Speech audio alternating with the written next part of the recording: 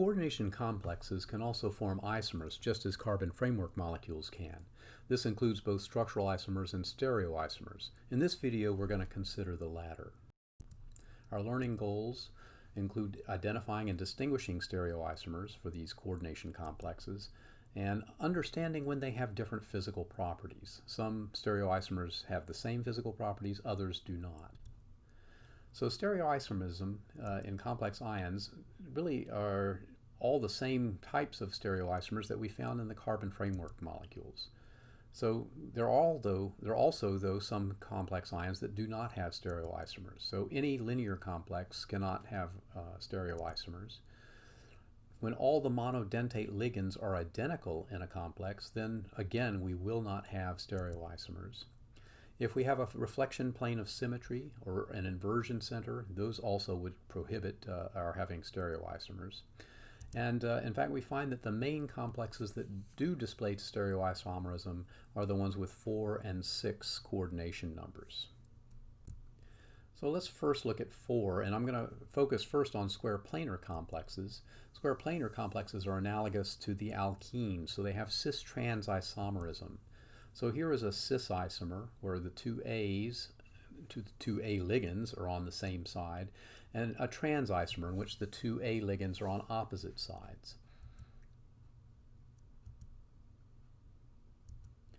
Now, we would expect these isomers to have different physical properties. They are structurally different, so that means they're going to have different dipole moments, different melting points, different boiling points, and so forth. So just to test your ability in this, take a look at the following pair and see if you can determine, or following ion, and see if you can determine if it is a cis or trans complex. Well, I hope you chose trans because this is trans-platin. The chlorines are on opposite sides, as are the ammonias. So in 2 instances it is trans. Complex ions can also form enantiomers. We noted that tetrahedral carbon bonded to 4 different groups formed a chirality center, and the same can be true for complex ions that form a tetrahedral complex. If the tetrahedral complex has 4 different ligands, then it also will be a chirality center. So here's an example of one that involves copper. Complex ion enantiomers can also have the same physical properties. They have the same bond connectivity.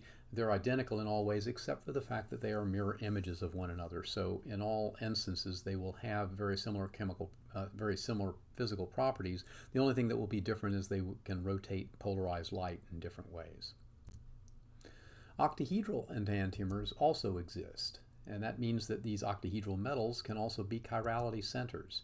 This is a little bit more difficult to determine, and it requires at least 3 different kinds of ligands, but there's still no guarantee of chirality even if you have 3 different kinds of ligands. So here's some examples. All right, here we have two complexes that are enantiomers of one another. They are mirror images and they cannot be superimposed. You may want to pause the video and convince yourself separately that these cannot be superimposed on one another.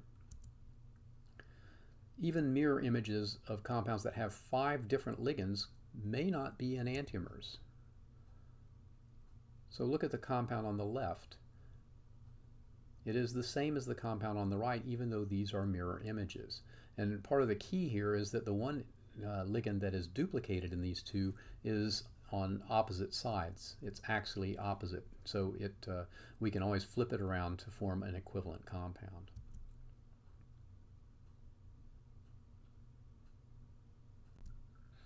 Now, recognizing enantiomers requires a little bit of work. So I'm going to give you a few steps that you can use, but it takes a little while and takes a little practice to get this down.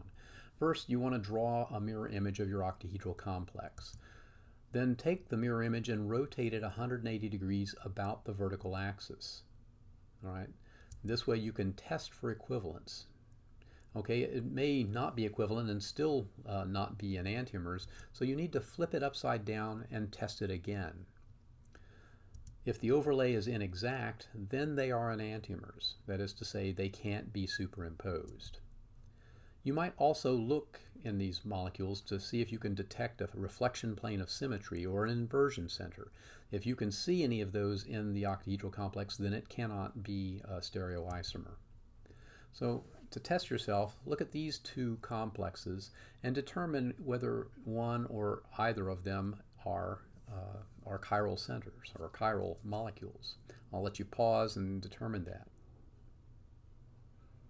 All right, presumably you've had your chance to pause the video and take a look at these. In the case of the one on the left, no, it is not a chiral complex. There's no way you can make a mirror image that doesn't superimpose on this. But that is also true of the one on the right. It is not a chiral complex either. Neither one of these represent chiral octahedral complexes. Now, remember that diastereomers were defined as stereoisomers that could not be superimposed. So they're diastereomers, that were not mirror images. So they're still stereoisomers, but they can't be superimposed and they're not mirror images. So now, if we take a look at these two compounds, okay, these are octahedral complexes. They both have the same molecular formula. They both have the same bond connectivity, but they cannot be superimposed on each other. They have different spatial arrangements. So they are stereoisomers. Since they are not mirror images, they are therefore diastereomers.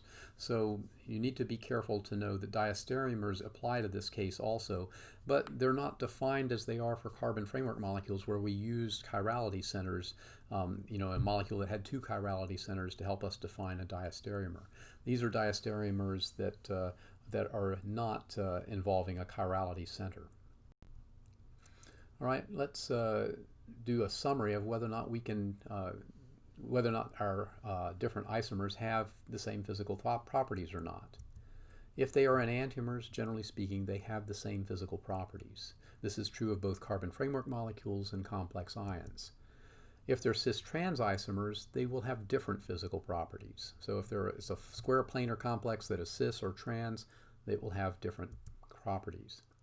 If they are diastereomers, so that means they have the same bond connectivity, they are stereoisomers, but they can't be superimposed, they will also have different properties, typically different chemical properties, but also could be different physical properties. If they are structural isomers, and we haven't talked about structural isomers in this video, but they will also have different properties. I hope this has helped you learn about stereoisomerism and complex ions, and that you'll be able to recognize them henceforth.